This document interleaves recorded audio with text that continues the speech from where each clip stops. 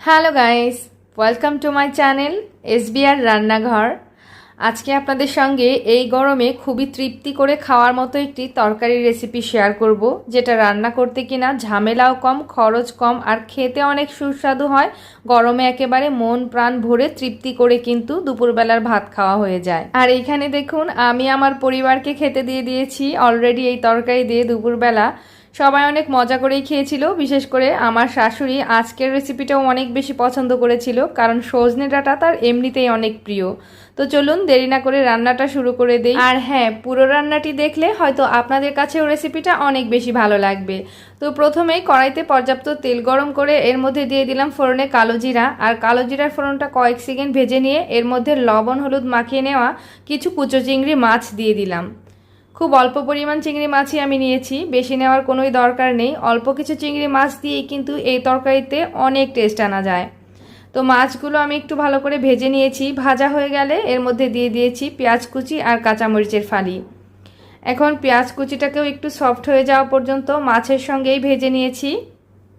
এ পর্যায়ে দিয়ে দিচ্ছি কেটে ধুয়ে রাখা সজনে ডাঁটা আর মিষ্টি লাউ, সেই সঙ্গে কিছু আলু আমি সেদ্ধ করে আধা ভাঙ্গা করে রেখেছিলাম, সেগুলোও দিয়ে দিলাম।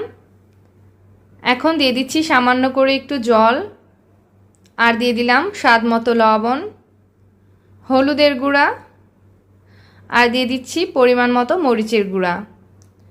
এখন ভালো করে এটাকে নাড়াচাড়া করে মিশিয়ে নিব। গুঁড়া মশলাগুলোর সাথে উল্টে পাল্টে একটু ভালো করে নাড়াচাড়া করে মিশিয়ে নিয়েছি।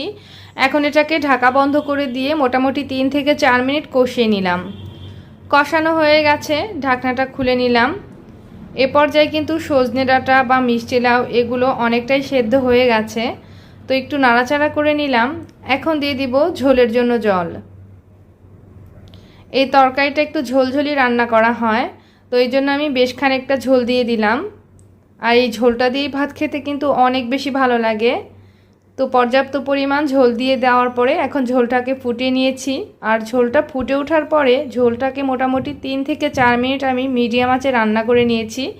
এই পর্যায়ে দিয়ে দিয়েছি আমি ভেজে রাখা জিরা বাটা, আর সেই সঙ্গে দিলাম স্বাদ মতো চিনি। এই রান্নাটাতে কিন্তু অবশ্যই করে চিনি ব্যবহার করতেই হবে, যেহেতু মিষ্টি লাউ দেওয়া আর যেহেতু এর মধ্যে সজনে ডাঁটা ব্যবহার করেছি।